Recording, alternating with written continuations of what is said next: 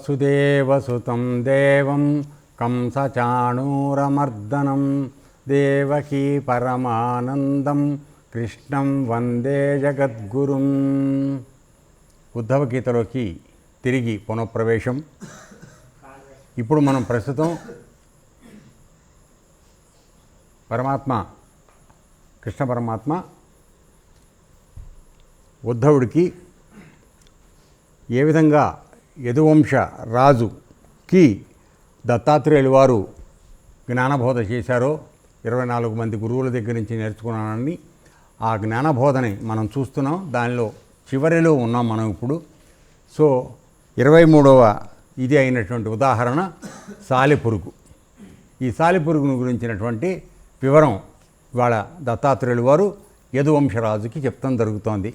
ముందుగా చదివిన తర్వాత దీన్ని లోపల ఉన్నటువంటి అసలు అర్థం ఏమిటనేది మనం భగవద్గీత ఆధారంగా మనం కొద్దిసేపు మాట్లాడుకోవడానికి ప్రయత్నం చేద్దాం వివరంగా.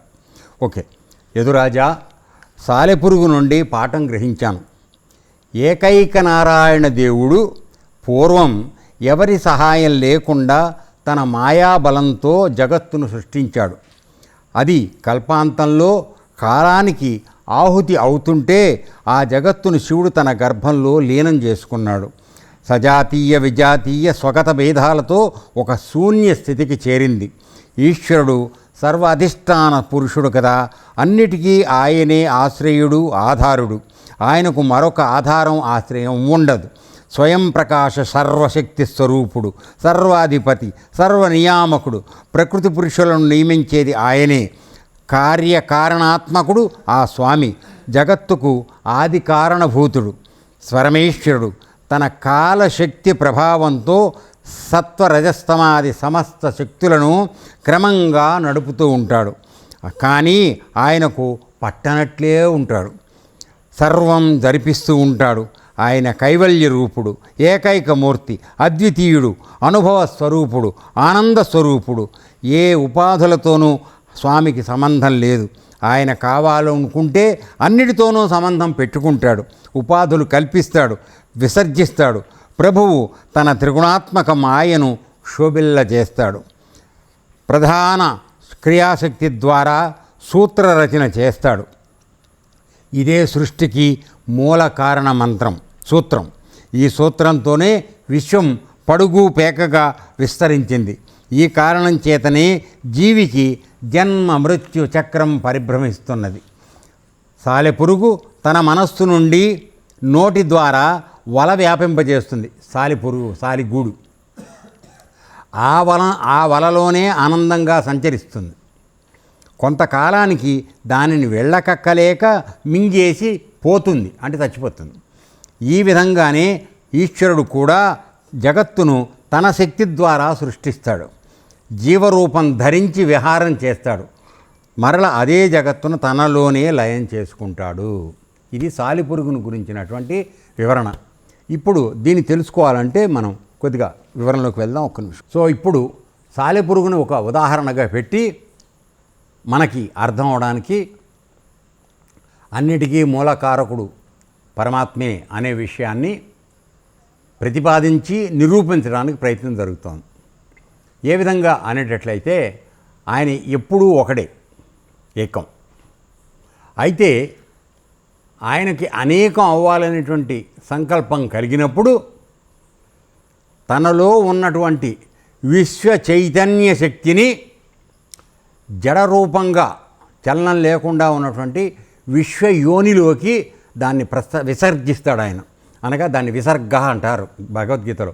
సో ఆ విధంగా ఆ విశ్వ చైతన్యాన్ని విడిచిపెట్టినప్పుడు అప్పటి వరకు మహాప్రళయకాలం తర్వాత అన్ని జీవరాశులు కూడా బీజ రూపంలో, జడ రూపంలో ఉంటాయి. ఎప్పుడైతే పరమాత్మ నుంచి విడుదలైనటువంటి ఆ చైతన్య శక్తి వచ్చి వాటికి తాకుతున్నదో వాటిలో చైతన్య శక్తి రావడం మొదలవుతుంది. తరువాత బ్రహ్మగారి రూపంతోనూ మూల ప్రకృతి రూపం కలిపి వీళ్ళందరూ కలిసి వాటికి స్థూలమైనటువంటి ఆకారాలు ఇవ్వడం జరుగుతుంది. కానీ వీటన్నిటిలోనూ ఉన్నది పరమాత్మ దగ్గర నుంచి విడుదల చేయబడినటువంటి విశ్వ చైతన్య శక్తి. అయితే మరి ఆయన ఒకడుగా ఉన్నాడు కదండి, అలా ఉంటే సరిపోతుంది కదా, ఇంతమందిగా ఎందుకు మారుతున్నాడు అని మనందరికీ చాలామందికి డౌట్లు వస్తూ ఉంటాయి. దానికి మన జీవితాలనే మనం ఇప్పుడు ముందుగా తీసుకోండి. సాలెపురుగు, ఈ సాలెపురుగు ఒకటే ఉన్నది పుట్టి, కానీ దాని నుంచే తీసినటువంటి సాలెగూడు, దానిలో పడిన పురుగుల్ని తింటూ అది జీవించింది. స్థితి, సృష్టి, స్థితి. తర్వాత దానిలోనే బయటికి వెళ్ళే దోవ దొరక్క దానిలోనే లయించిపోయింది. ఇప్పుడు తేడా ఏమిటంటే పరమాత్మ తనలోంచి విసర్జించబడినటువంటి విశ్వ చైతన్య శక్తి ఆధారంగా జీవులకి ప్రాణాన్ని ఇస్తూ అవి చలించడానికి కావలసిన ఇస్తూ బ్రహ్మగారు, తర్వాత ఆ 8 మంది వాళ్ళు మన వీళ్ళు ప్రజాపతులు. సో బ్రహ్మగారు ప్రజాపతుల ద్వారా ఆయన ఈ సర్వ సృష్టిని చేయిస్తున్నాడు. విశ్వ చైతన్యం వచ్చిన తర్వాత దాని నుంచి ఆ విధంగానే కేవలం మానవులు కాదు సుమా, అన్ని రకాల క్రిమి కీటకాదులతో సహా అందరూ కూడా ఈ ప్రజాపతుల ద్వారానే సృష్టి అవుతున్నారు. సో వీళ్ళందరికీ శరీరాన్ని ఇచ్చి శక్తి రూపంగా ఉన్నది మూలశక్తి రూపం అమ్మవారు. సో ఈ విధంగా తయారవుతోంది. ఇది పరమాత్మ నుంచి తీసుకుని మనకు అన్వయం చేసుకునేటట్లయితే, సపోజ్ ఒక వ్యక్తి జన్మించాడు, ఉదాహరణకి భాస్కర్ జన్మించినప్పుడు చిన్న పిల్లవాడు.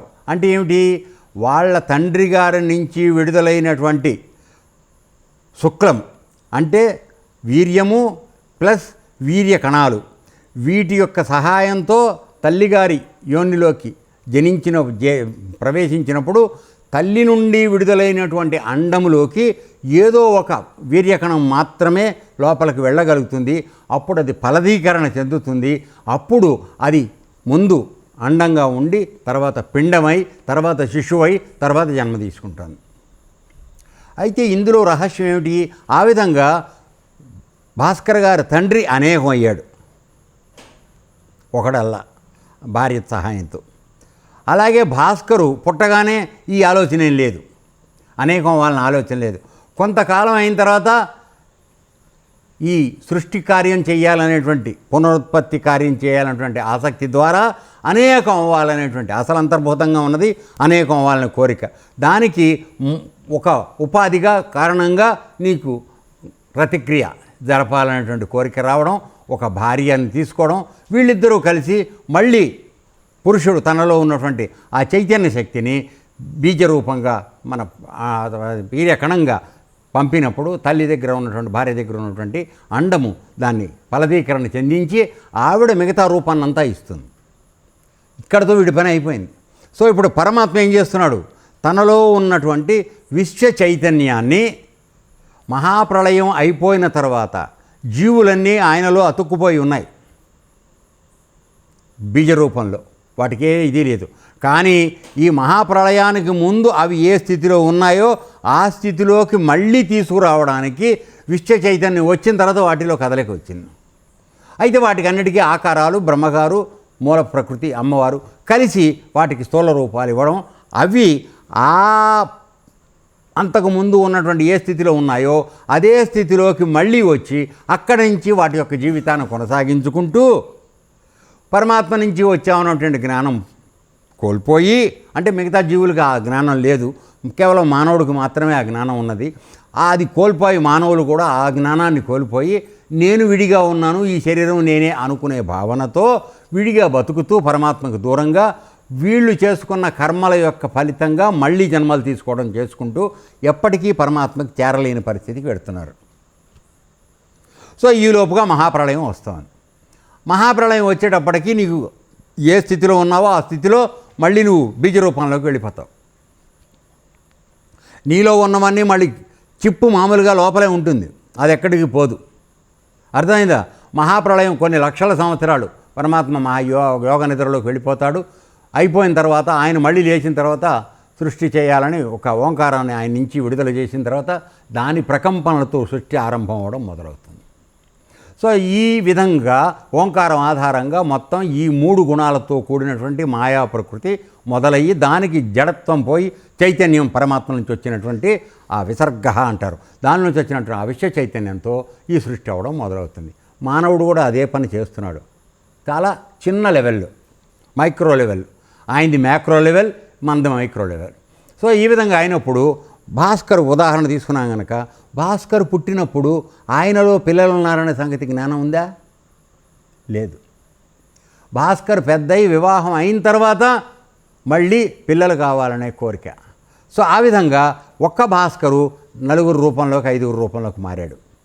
అనేకం అవడం అయ్యాడా కావట్లేదా? తర్వాత భాస్కర్కి కొడుకున్నాడు, లేక కూతురు ఉన్నది. వీళ్ళు వివాహం అయ్యే వరకు వీళ్ళకి ఏకంగానే ఉన్నారు. మళ్ళీ వీళ్ళు వివాహం అయిన తర్వాత మళ్ళీ వీళ్ళు అనేకం అవుతున్నారు. పుట్టినప్పుడు ఆ కోరిక ఉందా? లేదు. వయసు వచ్చిన తర్వాత అనేకం అవ్వాలని కోరిక వచ్చింది. కాబట్టి ఇప్పుడు పరమాత్మకి ఏకంగా ఉన్నటువంటి వాడు అనేకం అవ్వాలనేటువంటి కోరిక రావడానికి సమయం ఆధారం, కాలం ఆధారం. అలాగే మానవులకు కూడా చిన్నప్పుడు ఆ విధమైనటువంటి ఆలోచన సంకల్పం లేకుండా ఉన్నటువంటి వాళ్ళు వయసు వచ్చిన తర్వాత ఆ క్రియ అనే దాని ద్వారా అనేకం అవ్వాలనేటువంటి కోరికని ఆధారంగా వాళ్ళు సృష్టిని చేస్తున్నారు. కాబట్టి అసలు ఈ సృష్టి చేయడం అనేది ఎందుకు వచ్చింది అనేటట్లయితే తల్లిదండ్రుల యొక్క విశిష్టమైనటువంటి సృష్టి క్రియ ఇది. అంటే జీవులన్నీ కూడా మళ్ళీ పునరుత్పత్తి అవ్వాలి. తర్వాత వివాహ వ్యవస్థ ఎందుకు పెట్టబడింది ధర్మబద్ధంగా అనేటట్లయితే పురుషుడు స్త్రీ కలిసి ఒక ధర్మబద్ధమైనటువంటి జీవితాన్ని గడుపుతూ బ్రహ్మచారులకి సన్యాసులకి ఆతిథ్యం ఇస్తూ వీళ్ళు సత్సంతానము వంశాభివృద్ధి కోసం వివాహ ప్రక్రియలో ఉండాలి. అంతేగాని మన పరిమితి లేనటువంటి విచ్చలవిడితనానికి మాత్రం కాదు. ఇప్పుడు జరుగుతోంది దురదృష్టవశాత్తు ఆ విచ్చలవిడితనం ఎక్కువగా నడుస్తోంది. అది మనం ఏం చేయలేం, కాలం యొక్క ప్రభావం అది. సో కానీ అసలు అది పెట్టబడినటువంటి రూలు ఏమిటి అంటే ఇది. అలా పరమాత్మ మనం చాలా తక్కువ సమయంలో చేస్తూ ఉంటే ఆయన ఎప్పుడో మహాప్రళయం వచ్చినప్పుడు మాత్రం తన యొక్క నిక్షిప్తంగా ఉన్న అవ్యక్తంగా ఉన్నటువంటి ఆ విశ్వ చైతన్యాన్ని ఈ ప్రకృతి మొత్తం మీదకు వదిలిపెడతాడు, తన నుంచి విడుదల చేస్తాడు.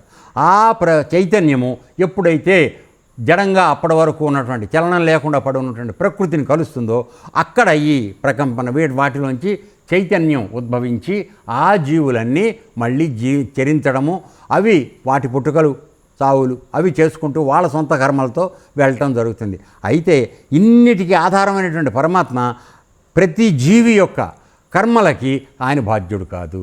ఎందుకని అంటే మిగతా జంతువులకు అసలు ఏ ప్రాణులకి కూడా నేను ఇక్కడికి వచ్చాను, నేనేదో బాగుపడాలి, ఇది మార్చుకోవాలి అనేటువంటి జ్ఞానం వాటికి లేదు.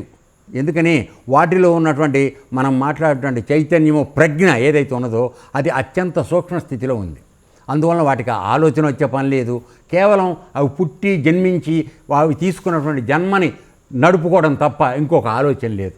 కానీ పరమాత్మ ఇన్ని జీవుల్ని సృష్టించిన తర్వాత కూడా ఆయనకు సంతృప్తి కలక తనలాంటి వాడు తనకున్న అన్ని శక్తులు వాడికి ఇస్తూ వాడిని తయారు చేసి ఈ జన్మలు ఎత్తడం అనేటువంటి దాని నుంచి వాడికి విరామం ఇచ్చి వాడిని తన లోపల కలుపుకొని ఎప్పటికీ మళ్ళీ వాడు రాకుండా ఉండి చేయాలనేటువంటి ఒకానొక సదుద్దేశంతో మానవ జన్మను సృష్టించాడు. మరి మానవ జన్మ యొక్క ముఖ్యమైన ఉద్దేశం, ప్రధాన ఆశయం పరమాత్మని చేరడం అనే జ్ఞానం ఎంతమందికి తెలుస్తోంది? చెప్పే మహానుభావులు లేరు, చెప్పినా పట్టించుకునేవాళ్ళు అంతకన్నా లేరు. ఈ విధంగా అయిపోవడం వలన మానవ జన్మకు వచ్చిన తరువాత కూడా ఈ జన్మను సార్థకం చేసుకోవడం చేతకాక మనందరం సాలిపురుగులాగానే మనం సృష్టించుకున్నటువంటి కోరికల వలయం సాలే గూడులో పడి మనం చచ్చిపోతున్నాం. జరుగుతున్నది ఇది. విషయం అర్థమైందని అనుకుంటున్నాను. అర్థమైందన్న? సో భగవద్గీత మనలో అక్కడ నేర్చుకున్నది ఏమిటంటే ఇదే. సృష్టికి కారణం ఆయనే, మనం బతకడానికి కారణమే, స్థితికి ఆయనే కారణం. తర్వాత మనం లైవ్ అవడానికి ఎందుకంటే సమయం అయిపోయినప్పుడు తీసుకెళ్ళిపోతాడు అంతే తప్ప ఆయన లైన్ చేస్తున్నాడు వచ్చి పేక నరుకుతాడని కాదు. తప్పు. నీ సమయం అయిపోయింది, నీ కర్మల సమయం అయింది, నీకు ఇవ్వబడినటువంటి శ్వాసలు అయిపోయినాయి. ఆ శ్వాసలు అయిపోగానే నువ్వు వెళ్ళిపోవాలి. అది ఏ జన్మ కడతావనేది నువ్వు చేసిన కర్మల్ని బట్టి నీ తీసుకెడతారు. అర్థమైందా? సో అందువలన ఇంత జ్ఞానం తెలుసుకుని మంచి దారిలో ఉంటే తప్ప మనకి మోక్షం రాదు, మన జీవితం చరితార్థం అవ్వదు, ప్రయోజనం కోరదు అనేటువంటి జ్ఞానాన్ని తెలుసుకుని ఈ జన్మని నీవు సద్వినియోగం చేసుకుని గురు మార్గంలో పరమాత్మ దగ్గరికి చేరడానికి ప్రయత్నం చేయమని చెప్పేదే గురువులు చేసే పని. కానీ వాళ్ళు ఈ ప్రపంచంలో ఎక్కడ కూడా వాళ్ళు మోస్ట్ అన్వాంటెడ్ పనికిరాని వాళ్ళు ఎవరంటే గురువులు. అందుకని గురువులు కూడా ఏం చేస్తున్నారంటే ఇంత జ్ఞానం విడమర్చి చెప్పడం అనవసరం. ఎందుకంటే వాడికి ఇస్తే ఎక్కడ పెట్టుకోవాలో తెలియని పరిస్థితిలో ఉన్నాడు, మారే పరిస్థితి లేదు. అందువలన తెలివిగల గురువులు ఏం చేస్తున్నారంటే చెప్పడం మానేశారు. అనవసరం, ఎందుకు, అర్థమైందా? సో అందువలన మనం ఇది ఈ విధంగా చెప్పడం అనేది ఎవరో ఒకటి చేయాలనేది మా గురువుగారు చెప్పింది. నాయన అందరూ అనాగరికంగా బతుకుతున్నారు, ఏ విధమైనటువంటి విద్యాగంధం లేదు, కాయకష్టం చేసుకుంటున్నారు, నాగరికత లేదు, తినవలసిన ఆహారం తెలియడం లేదు. ఆ విధంగా దాదాపుగా పశుజన్మల్లాగానే వీళ్ళు కూడా గడుస్తున్నారు మానవ జన్మకు వచ్చినా. ఇది కరెక్ట్ కాదు. వాళ్ళకు మనం ఒక చేయూత అందించాలి, వాళ్ళని పైకి తీసుకొచ్చే మార్గం చెయ్యాలి, ఆ ప్రయత్నం చెయ్యమని చెప్పడం వలన దీన్ని విడిచిపెట్టకుండా ఏ విధమైనటువంటి అడ్డంకులు ఇబ్బందులు ఎదురవుతున్నా కూడా ప్రజలకు ఇది అందించడానికి మా ప్రయత్నం, మా శాయశక్తిలో మీ ఎరువురం చేయడం జరుగుతుంది. సో తెలుసుకున్న ఏ కొద్ది మంది అయినా దీనివల్ల ప్రయోజనం చెందేటట్లయితే తెలుస్తుంది. కాబట్టి ఇక్కడ దత్తాత్రేయుడు వారు సాలెపురుగు యొక్క కథని ఉదాహరణగా మనకి చెబుతూ మానవుడు చేస్తున్న పొరపాటు ఏమిటో మనకి ఎత్తి చూపడం జరుగుతుంది. దాన్ని నేను జ్ఞానంగా పొందానని చెప్తున్నాడు ఆయన. అర్థమవుతుందన్న? కాబట్టి నువ్వు ఎల్లప్పుడూ దానికి దూరమే. అలా ఉండడం నేర్చుకుంటే సాలిపురుగు దానిలోంచి వచ్చింది రాయ్యా, ఉమ్మి దారంలాగా తీస్తోంది, తర్వాత దాంతో గూడు కడుతుంది, వచ్చిన పురుగులను తింటుంది, తర్వాత దాన్ని విడిచిపెట్టి యువతలకు రాగలిగిన శక్తి దాని దగ్గర లేదు. అవునా కాదా? అందువలన అందులోనే పడి చచ్చిపోతుంది, ఎట్లా రావాలో తెలియక. మనమందరం కూడా ఏం చేస్తున్నాం ఆలోచించండి. వచ్చావు ముందు సాలిపురుగువి, వచ్చిన తర్వాత వయసు వచ్చి రాగానే ఇంకొక ఆడతో సాలిపురుగుని తెచ్చుకొని నువ్వు గూడు కట్టడం మొదలెట్టావు. గూడు కట్టడం మొదలెట్టిన తర్వాత ఏమైంది, ఇద్దరు కలిసి మళ్ళీ చిన్న చిన్న సాలిపురుగులు 4 పెట్టారు. చివరికి ఈ సాలిపురుగుల గూడులోంచి నువ్వు బయటికి ఎట్లా రావాలో తెలియటల్లా. తెలియక ఏమైపోతుంది, దాంట్లో పడి ఇరిగి చచ్చిపోతావు. కానీ పరమాత్మ ఏమంటున్నాడు, అది నీలోంచి వచ్చినా నువ్వు ఎల్లప్పుడూ దానికి భిన్నంగా ఉన్నావు. నేను ఎలా ఉన్నాను నువ్వు అలా ఉండు, నీకు ఆ జ్ఞానం అంతా ఇచ్చాను. నువ్వు ఆ తోవ మరచిపోతే నీకు గుర్తు చేయడానికి నీ గురువుల్ని ఇచ్చాను. నా యొక్క అంశాలతో గురువులు వచ్చి ఆ జ్ఞానాన్ని మీకు చెప్తున్నారు. సో వాడిని తక్కువ చేయకుండా వాడి నుంచి ఆ జ్ఞానాన్ని పొంది సాలిపురుగును ఎలా దాని గూడు నుంచి బయటికి రావడానికి ప్రయత్నం చేయాలో ఆ విధంగా ఈ సంసారం అనేటువంటి విషవలయంలోంచి నువ్వు బయటపడే మార్గాన్ని గురువు నేర్పితే నేర్చుకో. వాడి యందు శ్రద్ధ భక్తితో ఉండు, వాడిని అవహేళన చేయకు, అవమానం చేయకు. అర్థమైంది నాన్న? సో ఈ విధమైనటువంటి భక్తితో ఉండమని, అందుకని భగవద్గీత ఏం చెప్పాడు, పరిప్రశ్నేన సేవయా అంటే గురువు దగ్గర ఎంతో వినయంగా ఉంటూ ఆయనకి సేవ చేస్తూ ఆయన నుంచి జ్ఞానాన్ని పొందమని. నీకేం తెలుసు, నువ్వేం చేస్తావు, నిన్న అది చేస్తా ఇది చేస్తానా అంటే నువ్వు గురువు దగ్గర జ్ఞానం నేర్చుకునే అవకాశం ఎక్కడి నుంచి వస్తుందన్నా? సో ఇది దుర్మార్గం. అందువల్ల ఏమవుతుంది, సాలిపురుగు పరిస్థితి వాడికి కూడా అర్థమవుతుంది. బ్రహ్మజ్ఞానంలోకి వచ్చి మనం చెప్పిన సాలిపురుగు కథలోకే వాళ్ళు వెళ్ళిపోతున్నారు. అది మేము చింతిస్తున్నటువంటి విషయం. ఎంత జ్ఞానం చెప్పినా సాలిపురుగు నుంచి బయట రావడం మాత్రం వాళ్ళు తెలుసుకోలేకపోతున్నారు. మేమేం చెప్తున్నాం, ఆ జ్ఞానం నీకు ఆధారంగా ఉన్నప్పుడు నీ చేత సృష్టించబడిన ఈ సంసారం, నీ భార్య పిల్లలు ఆస్తిపాస్తులు అనేటువంటి నీ చేతగా సృష్టించబడ్డాయి ఏనన్నా. సో దానిలోంచి విడిగా బతకడం నేర్చుకో. ఎంతవరకు ఉండాలో అంతవరకు ఉండు. సంసారం వదిలేసుకోమని చెప్పటల్లా, అరణ్యాలకు వెళ్ళిపోమని చెప్పటల్లా, అన్నిట్లోనూ ఉండు, దేనికి అంటుకో. ఈ మార్గం తెలుసుకోమని గురువులు చెప్పడం జరుగుతుంది. కానీ అది ఎవరికి నచ్చడం లేదు. అందువలన ఎక్కువ శాతం మంది సాలిపురుగుల్లాగానే అయిపోతున్నారు మానవ జన్మకు వచ్చిన తర్వాత కూడా.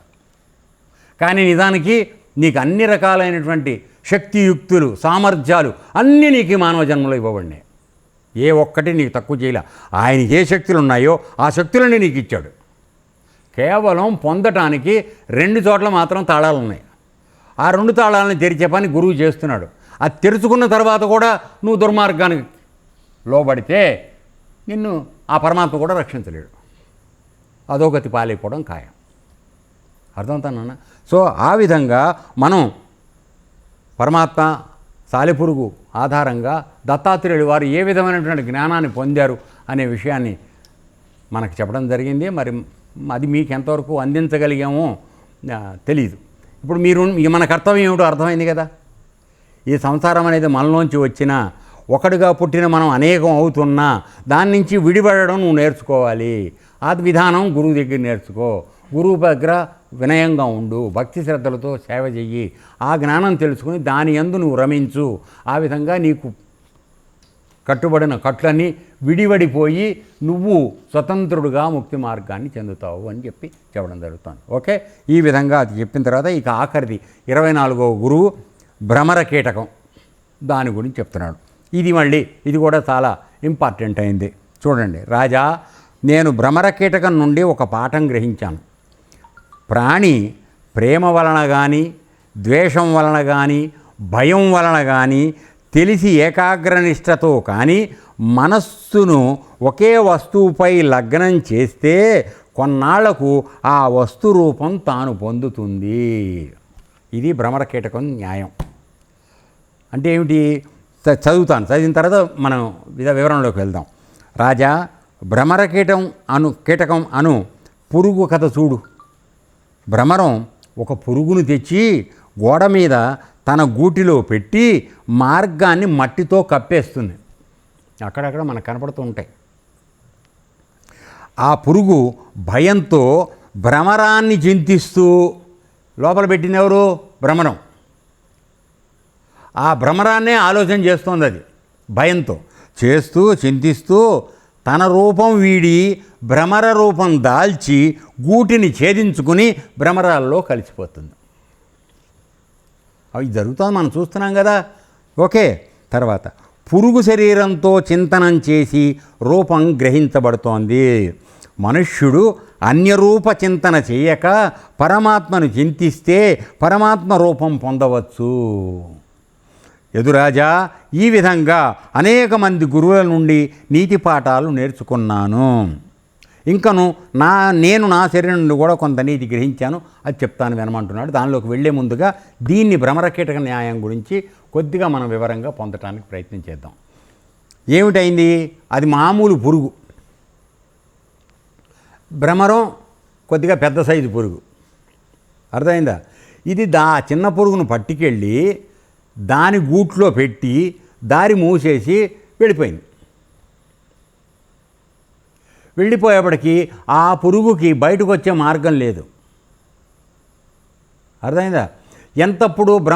ఎల్లప్పుడూ కూడా ఈ భ్రమరం నన్ను ఇట్లా పెట్టింది, భ్రమరం నన్ను చేసింది, భ్రమరం చేసిందని ఆ భ్రమరాన్ని ఆలోచిస్తూ వెళ్ళేటప్పటికీ కొంతకాలానికి దాని యొక్క స్వస్థరూపమైనటువంటి పురుగు కీటకం నుంచి భ్రమరంగా మారిపోయింది. అప్పుడు దీన్ని పగలగొట్టుకుని బయటకు వచ్చి మళ్ళీ భ్రమరాల్లో కలిసిపోయింది. ఇప్పుడు మన జన్మ సంగతి ఏమిటో ఆలోచన చేద్దాం. ఇది కదా మనకు ముఖ్యం. ఏంటి ఎందుకు చెప్తున్నాడని మనకు కొద్దిగా జ్ఞానం రావడానికి, కోల్పోయిన బుద్ధి మళ్ళీ తిరిగి పొందడానికి. ఓకేనా? ఇప్పుడు ఇందులో ఏం జరుగుతుంది ఆలోచించండి. మనం ఆ పురుగులాగానే విడిగా పుట్టి మన తోవన మనం బతుకుతున్నాం. భగవంతుడు ఉన్నాడు లేడు అని జ్ఞానం ఏం లేకుండా కదా. అయితే భ్రమరం అనేటువంటి ఒక గురువు నిన్ను యోగం అనే మార్గంలో పెట్టి బంధిస్తున్నాడు. అంటే నిజాయితీగా చేసేవాళ్ళకు సుమా ఇది నేను అందరికీ చెప్పటల్లా. నిజాయితీగా ఎవడైతే చేయాలనుకున్నాడో వాడికి. సో ఈ భ్రమరం లాంటి గురువు ఈ పురుగుని, పనికిరాని పురుగుని తీసుకెళ్ళి తన యోగ మార్గమైనటువంటి దాని హృద్గృహలో బంధించి వాడిని అదే దేంట్లో పెట్టడం జరిగింది. వాడు ఎల్లప్పుడూ దాన్ని తలుచుకుంటూ నువ్వు పరమాత్మ స్వరూపానివిరా, నువ్వు దాన్ని పొందాలరా, దాన్నే చింతన చేయరా, అనన్య చింతన చేయరా, అప్పుడు నువ్వు అదే పొందుతావు అని చెప్పి గురువు చేసిన తర్వాత నీకు నిజాయితీతో కూడినటువంటి శ్రద్ధ పట్టుదల ఉండి నీవు ఆ విధంగా చేసేటట్లయితే నీవు మళ్ళీ ఆ ఆత్మస్వరూపాన్ని పొందుతావు. ఈ పురుగు రూపం పోయి గురువుగారు ఏ భ్రమరంగా ఉన్నాడో ఆ భ్రమరంలోకి నువ్వు మారిపోతావు. ఆ విధంగా ఎగిరిపోయి పరమాత్మలో కలిసిపోయేటువంటి అవకాశం ఉంది. ఇది మనకు చెప్పబడుతున్నటువంటి రహస్యం, ఇందులో ఉన్నటువంటి నీతి. అర్థమైందా? కాబట్టి నేను చిన్న పురుగుని, లేదా నాకు విలువ లేదు, నేను చిన్న కులంలో పుట్టాను, నాకు అవకాశం లేదు, పెద్ద కులం కాదు అని ఎవ్వరూ చింతించాల్సిన అవసరం లేదు. భగవంతుడి సృష్టిలో అందరూ సమానమే. కాబట్టి ప్రతివాడికి భగవంతుడిని తెలుసుకునే అవకాశము, అధికారము రెండు ఇవ్వబడినాయి. దీన్ని తెలుసుకోకుండా మానవుడు గనక ప్రయత్నం చేసి ఎల్లప్పుడూ ఆ పురుగు రూపంలోనే ఉండిపోదామని అనుకునేటట్లయితే వాడు పురుగుగా ఉండి పురుగుగానే చచ్చిపోతాడు, మళ్ళీ ఇంకో జన్మెత్తుతాడు తప్ప భ్రమరంగా మారే అవకాశం రాదు. అది మామూలు వాళ్ళ సంగతి. కొంతమందికి వాళ్ళ పూర్వజన్మ సుకృతం వలన ఒక భ్రమరం లాంటి గురువు ద్వారా భ్రమరం ఏం చేస్తుంది, దాన్ని పెట్టి ఈ నాదం చేస్తుంది ఆ మట్టి దీని మీద వెళ్ళి రోజు గుయ్ అని, అంటే నీలో ఉన్న ఓంకారం అది. అర్థమైందా? అది కొట్టేటప్పటికి ఆ ఓంకారం విని విని విని విని అది రూపాంతరం చెంది భ్రమణంగా మారిపోతుంది. సో నిన్ను గురువు ఏం చేస్తున్నాడు, ఓంకారం చేయించి నిన్ను దానిలోకి మార్చడానికి, పరమాత్మ స్వరూపం ఓంకారం కాబట్టి అంతా ఉన్నది ఓంకారంలోనే కాబట్టి నిన్న ఓంకారంలో లయం చేసి నిన్ను ఓంకార స్వరూపుడుగా మార్చడానికి ప్రయత్నం చేస్తున్నాడు. అది గురువు చేస్తున్న పని.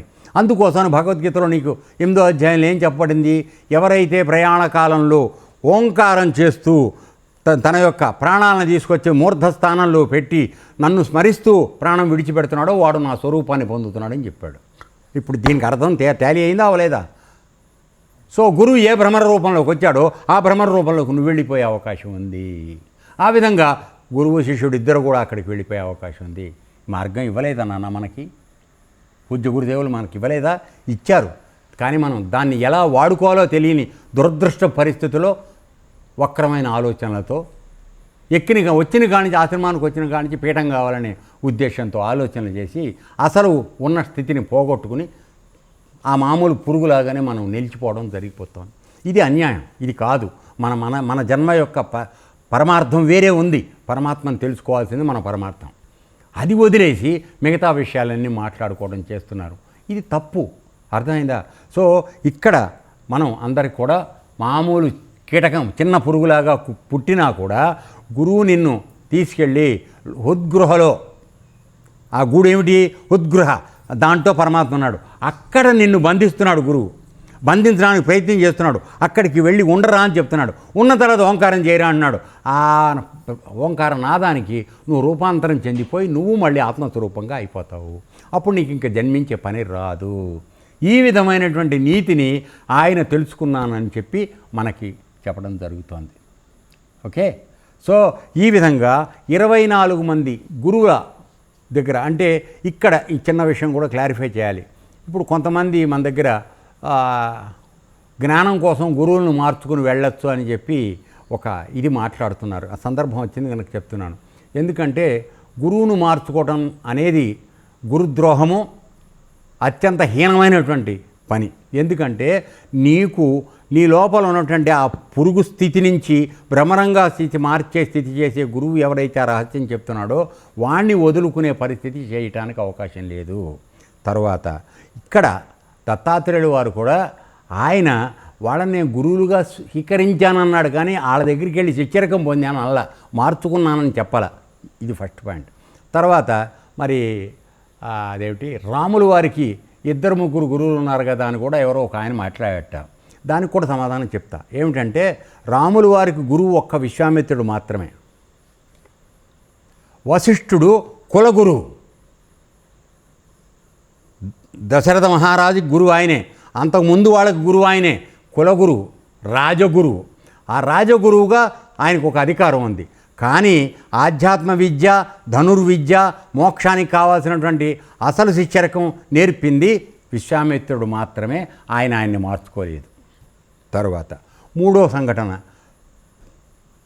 పరశురాముడి దగ్గరికి కర్ణుడు కేవలం అర్జునుడిని చంపాలనేటువంటి ఒకే ఒక దుష్టమైనటువంటి సంకల్పంతో, అది కూడా దుర్యోధనుడు వాళ్ళు ప్రేరేపించిన విధంగా, లేకపోతే అతనికి లేదు ఆ ఉద్దేశం, వీళ్ళు ప్రేరేపించారు.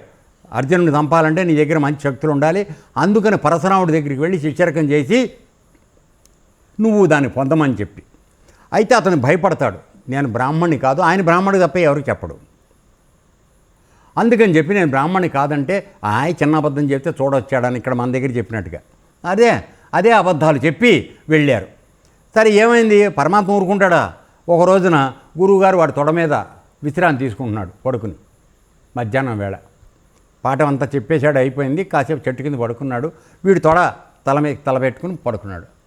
కొద్దిసేపటికి ఒక భ్రమర కీటకం, ఒక కీటకం వచ్చి వీడి తొడని తొలవడం మొదలెట్టింది. అది ఎంతగా తొలుస్తోందంటే రక్తం కారుతోంది. వీడు క్షత్రియుడు కనుక రక్తాన్ని చూస్తే భయం లేదు కనుక బాపనుడైతే భయపడిపోతాడు. సో వీడు దాన్ని సహిస్తూ కూర్చున్నాడు, గురువుగారు నిద్రాభంగం అవుతుందని. అయితే కొద్దిసేపటికి ఆ తడి రక్తం వెళ్ళి ఆయన చెవులకు తగిలింది. ఏమిటి తగిలిందని లేచి చూసేటప్పటికి రక్తం కారుతోంది. ఇది చూడంగానే దివ్యదృష్టితో చూసేటప్పుడు వీడు క్షత్రియుడు. అంటే అప్పటికి వీడు మన మామూలుగా రాధేయుడు అనేటువంటి గుర్రాలు కాసుకునేవాడిగా సూతుడు కింద ఉన్నాడు. కానీ యాక్చువల్గా క్షత్రియుడు. ఆ ధైర్యం వాళ్ళకి కానీ రాదు. అందుకని వీడి నిజ స్వరూపం వీడు క్షత్రియుడిని తెలిసిపోయింది ఆయనకి. తెలిసిన తర్వాత గురుద్రోహం చేసి నా దగ్గర నుంచి విద్యని దొంగతనంగా నువ్వు తీసుకోవడానికి ప్రయత్నం చేసావు గనక ఈ ఇచ్చిన విద్య నాశనం అయిపోతుంది, నీకు అవసరంగా సమయంలో నీకు అది ఉపయోగపడదు, నువ్వు నాశనం అయిపోతావని శపించాడు. అది కర్ణుడు మహాభారత యుద్ధం సమయంలో చేస్తున్నప్పుడు బ్రహ్మాస్త్రం తీసి కొడదామని ప్రయత్నం చేస్తే అది రాదు. ఏమన్నా సరే అర్జునుడిని చంపాలి, వాడి జీవిత కాలం కోరిక అదే, అర్థమైందా? దాన్ని తీస్తే అది రాదు. ఈలోపు ఏమైంది, భూదేవి ఇచ్చిన శాపానికి వీడి యొక్క రథం భూమిలో కూరుకుపోయింది. శల్యుణ్ణి నా రథాన్ని పైకి లాగడానికి ప్రయత్నం హెల్ప్ చేయమంటాడు. నేను నీకు తోలేవాడినే కానీ అవన్నీ పీకేవాడిని కాదు, నా కూలి వేరు నీ కూలి వేరని కైకలికి నేను ఒప్పుకోలేదని వాడు రెఫ్యూజ్ చేశాడు. ఈ సమయంలో సూర్యాస్తం అయిపోతుందని కృష్ణుడు బాణం వేయమన్నాడు. వాడు వచ్చిన తర్వాత వేస్తానన్నాడు. నీకు అనవసరమైన విషయం, నీ కొడుకును 6 కలిసి చంపారు, అందులో కర్ణుడు ఉన్నాడు. అప్పుడు ధర్మం పాటించాడు వాడు, చిన్న పిల్లవాడు. ఆఖరికి వెళ్ళి పొడి చంపింది వాడే కర్ణుడు. నీకు విముక్తి కలిగిస్తాను పుత్ర అని చెప్పి వెళ్ళి పొడుస్తాడు. తర్వాత వాడు దాహం వేస్తోంది నీడిమ్మని అడిగితే నీళ్లు కూడా ఇవ్వడు కర్ణుడు. సో అంత నిర్దయగా అమానుషత్వంతో వాడు ప్రవర్తించాడు. వాని గురించి జాలిపడాల్సింది ఏంటి, వాడు అంతే అలా అయిపోవాల్సిందని బాణం ఇమ్మన్నాడు. అంటే నేను మనవి చేసేది ఏంటంటే గురుద్రోహం చేస్తే గనక ఆ విధమైనటువంటి పాపాలు వాళ్ళని పట్టి పీడించే అవకాశం చాలా ఉన్నది. గురువును మార్చుకునే అధికారం లేదు. కావాలంటే గురు చరిత్రలో 16వ అధ్యాయంలో ఒక కథ ఉన్నది, ఆ కథ చూసుకోండి. వాడు గురువుగారు కోపం చేశాడని వాడిని కేకలేశాడని వెళ్ళిపోయి వదిలేశాడు. వెళ్ళిపోయి నరసింహ సరస్వతి వారి దగ్గరికి వెళ్ళి నాకు శిష్యుడిగా తీసుకోమని అడుగుతాడు. అయితే ఇంతకుముందు తపస్సు నువ్వు చేశానని చెప్పావు కదా, తపస్సు ఎట చేసావని అడిగాడు. నేనే చేశాను, నువ్వు చేసే సమస్య లేదు, గురువు లేకుండా తపస్సు చేస్తే కుదరదు, నిజం చెప్పమంటాడు. అంటే ఒక గురువు ఉండేవాడు, వాడు నన్ను ఎప్పుడు తిడుతూ ఉండేవాడు, కోపం చేస్తుండేవాడు, నాకు చెప్పేవాడు కాదు. వీళ్ళు బయటికి వెళ్ళి చెప్పుకున్నారు కదా మనవాడు కొంతమంది. సో ఆ విధంగా చెప్పేవాడు కాదు, అందువల్ల కోపం వచ్చి నేను వదిలేసి వచ్చేసాను అన్నాడు. అయితే నువ్వు దుర్మార్గమైన పని చేశావు, నీ ముఖం చూస్తే కూడా మహాపాపం అని చెప్పాడు. నీ ముఖం చూస్తే మహాపాపం, నువ్వు గురుద్రోహివి, నీకు జన్మ అంటూ మళ్ళీ రాదు, సజీవమైన జన్మ నీకు రాదు, అన్యాయం అయిపోతావు, నరకలోకాల్లో పడిపోతావు. నువ్వు బుద్ధి తెచ్చుకొని మళ్ళీ ఇప్పుడు ఆ గురువు దగ్గరికి వెళ్ళు. నేను ఇప్పుడు చెప్తున్నాను, ఆ గురువు నిన్ను వింటాడు, వాడి దగ్గరే నీ దోవ వెతుక్కో, అంతేకాని గురువులను మార్చుకునే పని చేయొద్దని చెప్పి సాక్షాత్ నృసింహ సరస్వతి స్వామి వారు చెప్తారు. అది గురుక్షేత్రంలో ఉంది. సో అందువలన ఇటువంటి అధిక తెలివితేటలు విపరీత జ్ఞానంతో కొంతమంది ఈ ఆశ్రమానికి సంబంధించిన వాళ్ళు మాట్లాడుతున్నారు. ఇది దుర్మార్గం. ఇది అందరికీ ఎందుకు చెప్తానంటే గురువులను మార్చుకున్నామనే ఆలోచనలోకి రాకండి. జనరల్ పబ్లిక్ కూడా చెప్తున్నాను, అది తప్పు. నీకు ఒక గురువుని పరమాత్మ ఏర్పాటు చేస్తే చావో రేవో ఆయనతోనే ఉండాలి, నువ్వు ఆయన్ని ప్రసన్నుని చేసుకో. అందుకే భగవద్గీతలో చెప్పబడింది, గురువును నువ్వు అన్ని విధాలా శుశ్రూష చేసి పరిప్రశ్నేన సేవయా, ఆయనకి సేవ చేస్తూ పొందాలి. తిడతాడు, ఆయన అవసరం వస్తే తిడతాడు, ఎందుకని నిన్ను బాగు చేయాలి కనుక, అది ఆయన కర్తవ్యం అయి ఉంది. అంతేగాని నిన్ను చెడగొట్టాలని పాడు చేయాలని ఏ గురువు చెయ్యడు. అలా చేస్తే ఆయన గురువు కాదు. సో అందువలన ఈ విధంగా మనం ఈ 24 మంది గురువులు ఉన్నారని దత్తాత్రేయుడు చెప్పంగానే మనం 20 మంది దగ్గరికి వెళ్ళొచ్చనే ఆలోచనలోకి రాకండి, అది తప్పు. ఏ గురువు దగ్గర చేరామో ఆ గురువుతోనే కొనసాగాలి, వాడే మార్గం చూపించాలి. నీకు ఎవరైతే, ఇప్పుడు గురువు అంటే ఎవరో చెప్తాం, ఇప్పుడు ఎవరైతే నీకు గురువు అని అనుకోవాలంటే నీ లోపల ఉన్నటువంటి ఆ కీటకానికి భ్రమరం చేసి నాదం చూపించి లోపలికి వెళ్ళే మార్గం చూపించాడో వాడు నీ గురువు, అంతేకాని మిగతా వాళ్ళు గురువులు కాదు. అంతర్యోగం ద్వారా నీ యొక్క నిజస్థితి ఏమిటి, అది ఎక్కడుంది, దాని లోపలికి నిన్ను తీసుకెళ్లేవాడే గురువు. మిగతా వాళ్ళు మ్యాక్సిమం ఉపాధ్యాయులు అవుతారు, టీచర్స్ అవుతారు, అంతేగాని గురువు అన్నవాడు మాత్రం కేవలం నీకు ఆత్మజ్ఞానం చెప్పినవాడు మాత్రమే గురువు. నిన్ను తన లోపలికి వెళ్ళి బయటకు వచ్చే మార్గం చూపించినవాడు గురువు, వాడే గురువు. ఓకే, అందువల్ల ఈ విధంగా మనం చేయాలని చెప్పింది.